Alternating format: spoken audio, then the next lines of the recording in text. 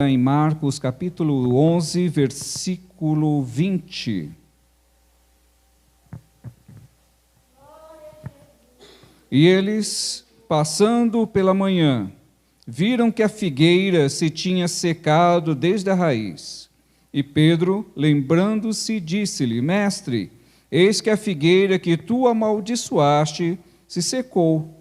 E Jesus, respondendo, disse-lhe: Tendes fé em Deus. Porque em verdade vos digo que qualquer que disser a este monte, ergue-te e lança-te no mar, e não duvidar em seu coração, mas crer que se fará aquilo que diz, tudo o que disser lhe será feito. Por isso vos digo que tudo o que pedirdes, orando, credes que o recebereis e tê-lo-eis. E quando estiverdes orando, perdoai, e se tendes alguma coisa contra alguém, para que vosso Pai, que está nos céus, vos perdoe as vossas ofensas. Mas se vós não perdoardes, também vosso Pai, que está nos céus, vos não perdoará as vossas ofensas. Pai, nós entramos na Tua presença mais uma vez em oração. Te agradecemos, ó Pai, por tudo aquilo que o Senhor preparou para que nós pudéssemos desfrutar da Tua presença nessa noite. Agora nós dependemos, Senhor, da Tua graça, dependemos da Tua misericórdia. Que o Senhor venha sobre nós, mais uma vez, ministrar a Tua palavra sobre a Tua igreja, para que cada um dos Teus filhos saia daqui com a certeza que o Senhor falou ao seu coração. Amém. O texto de Marcos, nós fizemos a leitura. E se você levar os seus olhos um pouquinho mais acima no texto, você vai ver no verso 12 que Jesus, no verso 12, e no dia seguinte, quando saíram de Betânia, teve fome. Vendo de longe uma figueira que tinha folhas, foi ver se nela acharia alguma coisa. E chegando a ela, não achou senão folhas, porque não era tempo de figos. E Jesus falando disse à figueira: Nunca mais coma alguém fruto de ti. E os seus discípulos ouviram isto. Passando, quando nós entramos na parte do texto, eles voltaram um tempo depois, quando retornaram, passaram por lá. E quando passaram, Pedro viu que a figueira havia secado até a raiz. E Pedro chamou a atenção, falou: Olha, Senhor, veja o que aconteceu com a figueira que o Senhor amaldiçoou. Ela secou até a raiz. Isso chamou a atenção dos discípulos. E nós temos esse relato porque os servos de Deus, Marcos, quem escreveu esse texto, os estudiosos dizem que provavelmente Marcos, ele colheu essas informações de Pedro, porque Pedro era um discípulo do Senhor, esteve com o Senhor em todo o tempo, e Marcos não conheceu Jesus. Marcos não foi discípulo de Jesus, mas foi alguém que buscou conhecer algo a respeito de Jesus, e o que nós sabemos hoje é graças a esse homem de Deus, e pela misericórdia do Espírito Santo que chegou até nós. Senão nós não teríamos nenhuma ideia do que foi os dias de Jesus e como ele praticou e desenvolveu essa fé tão extraordinária, para que nós hoje tivéssemos uma ideia daquilo que Deus pode fazer nas nossas vidas. O que a Bíblia fala a respeito de fé vai muito além da nossa capacidade de raciocínio. É muito complicado até mesmo nós tentarmos explicar para alguém quando o Senhor age nas nossas vidas, e nós podemos falar para outra pessoa como que foi que aconteceu, porque a fé é algo inexplicável. Não é uma força, não são rituais, é algo que vem da parte de Deus, é exclusivo dele. Porém, você vai encontrar não somente na vida dos religiosos cristãos, mas na vida de muitas pessoas, até mesmo aqueles que desconhecem a existência de Deus, de fatos miraculosos, de curas extraordinárias. E essa fé é algo que não se explica. Como eu estou citando para vocês, muitos que estão na igreja podem imaginar que isso só acontece na vida de cristãos, mas não é. A fé é algo que pode acontecer na vida de qualquer pessoa. É por isso que ela é sobrenatural, não tem explicação. Porém, nós recebemos da parte do Senhor Jesus algo que vai muito além da questão de entender ou tentar procurar saber algo a respeito da fé. Jesus exerceu de uma forma sobrenatural e de uma forma extremamente contundente, ou seja, ele falou abertamente na frente dos seus discípulos, apontando para aquela árvore e falando: nunca mais ninguém coma um fruto de ti. E passando tempos depois, nós não sabemos quanto tempo, não dá a entender, provavelmente parece que no outro dia, que fala aqui, né, na manhã, passando pela manhã, então dá a entender que passou um dia e no dia seguinte eles retornaram por ali e viram a mudança radical nessa árvore. E isso fez com que Jesus ensinasse algo a mais aos seus discípulos. E Jesus disse a eles: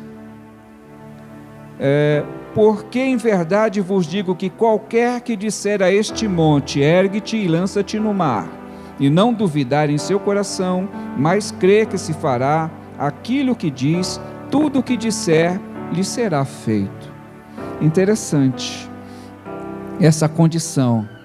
Se você crer, colocar no seu coração, é algo que na realidade nós usamos a mente, o coração, ele reflete o nosso sentimento, mas é na mente que nós conseguimos buscar entender um pouco a respeito dessa questão.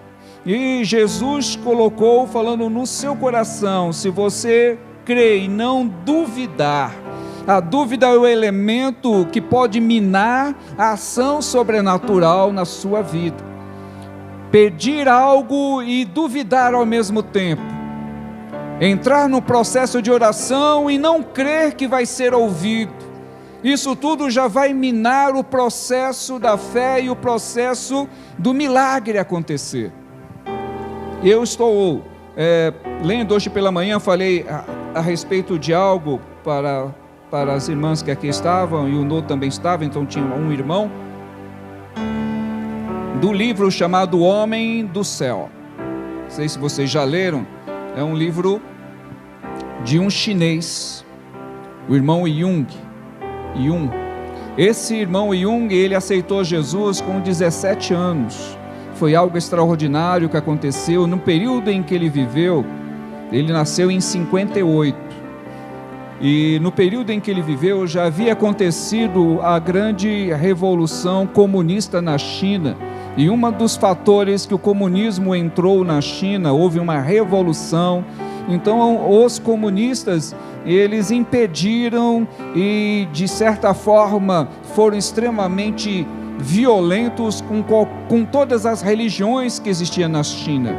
A China é um dos países mais antigos do mundo, onde tem uma história extremamente antiga, tem mais de 7.000 anos de história. E os chineses são religiosos, são shintoístas, são budistas, mas durante um período o cristianismo entrou na China e se desenvolveu. Quando o comunismo entrou na China, o comunismo entrou e impediu que as pessoas continuassem adorando, impedindo até mesmo os budistas, impedindo os shintoístas, porque um dos fatores do comunismo é que a religião é o ópio do povo, ou seja, a religião só serve para enganar, para entorpecer a mente das pessoas. A ideia da revolução era trabalho duro para que as pessoas pudessem ter uma vida melhor, mas o comunismo não trouxe melhorias, o comunismo trouxe sim, foi impedimento, trouxe dor, trouxe revolta. Infelizmente, essas questões que os homens julgam que podem resolver com a sua política ou com uma ideia única, isto é um absurdo. É a linguagem filosófica, nós poderemos citar que é uma utopia. Utopia é uma ideia utópica, é algo além do imaginado. E essa utopia de criar uma nação em que todos fossem bem, isto fracassou e caiu por terra. Mas durante esse período que o irmão Jung viveu, a dificuldade era muito grande e os cristãos haviam sido perseguidos na China, as igrejas foram fechadas, os cristãos, muitos foram perseguidos, foram mortos, os pastores, a grande maioria, foram presos, passaram por sistema extremamente duro. E esse rapaz, com 17 anos, não conhecia a Bíblia, não conhecia o Evangelho. A mãe dele foi evangelizada por uma estrangeira, por uma missionária norueguesa. E quando entrou o comunismo, todos os missionários foram expulsos da China. Então, aquele período em que aquela irmã missionária evangelizou, ela pregou o Evangelho, e a mãe do Yun, ele aceitou Jesus, mas ela não entendia pouca coisa, porque não deu tempo dela aprender nada sobre a Bíblia. As Bíblias que existiram foram queimadas, as pessoas não podiam mais ter liberdade de ter a Bíblia, nem de orar, nem de nada. Então o comunismo fechou todas as portas. Quando essa mulher, a mãe do Yun, aprendeu algo a respeito do cristianismo, ela falou ao seu filho, e falou a respeito de Jesus, que Jesus ama, e ele entregou a vida para Jesus. Com isto, ele passou a entender um pouco. Ele perguntava para a mãe a respeito das coisas de Deus, e ela disse: olha, eu sei que existe uma Bíblia, e na Bíblia fala a respeito de Deus. E ele falou: mãe, eu quero ter uma Bíblia, como é que eu faço para ter uma Bíblia? Como eu disse para os irmãos, naquele período histórico, todas as Bíblias haviam sido queimadas, as pessoas que tinham Bíblias esconderam as suas Bíblias, muitos deles colocaram as Bíblias dentro de frascos, de latas, e enterraram as Bíblias para que não fossem levadas pela polícia. E a mãe dele disse assim: olha, meu filho, eu sei de um cristão, um homem já idoso, eu sei que ele tem uma Bíblia. E eles eram muito pobres, a família do irmão Yun, extremamente pobres. Ele saiu descalço, com a roupa meia rasgada. A mãe dele e ele caminharam muito até a aldeia para chegar lá, para poder ver uma Bíblia. E quando chegaram nessa aldeia, esse cristão já idoso, quando eles chegaram até ele, disseram: olha, nós queremos ver a Bíblia, soubemos que o Senhor tem a Bíblia, será que o Senhor pode nos mostrar, pode falar alguma coisa da Bíblia? E aí esse chinês idoso falou: não posso, não tenho Bíblia. Ele falou: não, mas nós estamos sabendo que o Senhor tem Bíblia. Eu falei: olha, mas eu não posso mostrar a Bíblia para vocês. Eles haviam caminhado o dia inteiro para chegar lá nesse local, e quando chegaram, esse irmão não quis mostrar a Bíblia, que ele ficou com medo, ele não sabia quem eles eram. Ele falou: vai que eles são espiões e vão denunciar que eu tenho uma Bíblia e vão levar minha Bíblia embora. E aí o rapaz, o Yun, ele falou: por favor, deixa eu ver, eu não quero nem tocar, o Senhor mostra de longe, eu quero ver como é que é a Bíblia. E aí o irmão idoso falou: não, de hipótese alguma. E eles voltaram tristes.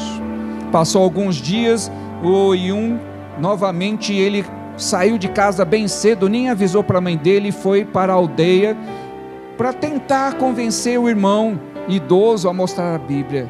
E ele caminhou o dia todo. Quando chegou lá, exausto, diante do irmão: o irmão, por favor, deixa eu ver a sua Bíblia, eu tenho muito desejo de ver a Bíblia, eu quero conhecer, eu não quero nem tocar, o Senhor só mostra de longe. E o chinês, já idoso, falou: não vou mostrar a Bíblia para você. E ele ficou extremamente entristecido, chateado. E aí o idoso disse para ele: você quer mesmo ter uma Bíblia? Ele falou: olha, é a coisa que eu mais quero na minha vida. E o chinês idoso falou: então é o seguinte, você peça a Deus, ore a Deus todo dia, fala: Senhor, me dá uma Bíblia, Senhor, me dá uma Bíblia. Se você puder jejuar, jejue, peça que Deus vai te dar. E não mostrou a Bíblia, irmãos. E o rapaz voltou para casa, todo entristecido, e começou a orar. E ele jejuava durante o dia, e à noite ele comia alguma coisa, mas ele foi orando e jejuando, e ele disse que foram 100 dias orando, 100 dias pedindo: Senhor, me dá uma Bíblia, Senhor, me dá uma Bíblia. Ele disse que orava o dia todo, e os pais já estavam achando que ele estava ficando doido da cabeça, e ele alucinado porque ele queria uma Bíblia.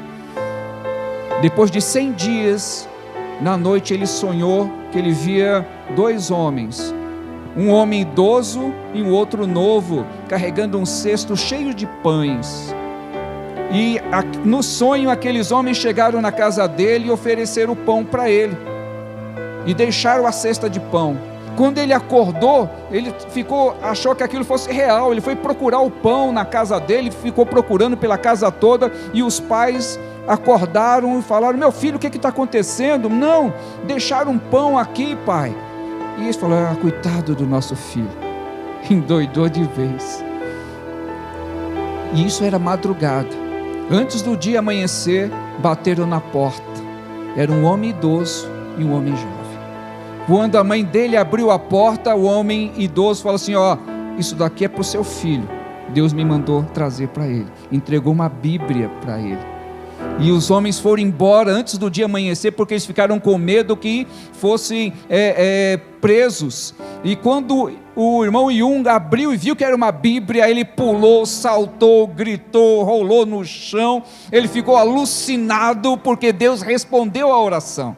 E aí ele disse que ele começou a ler a Bíblia, ele dormia com a Bíblia no peito, só que a Bíblia era escrita numa língua que ele não entendia.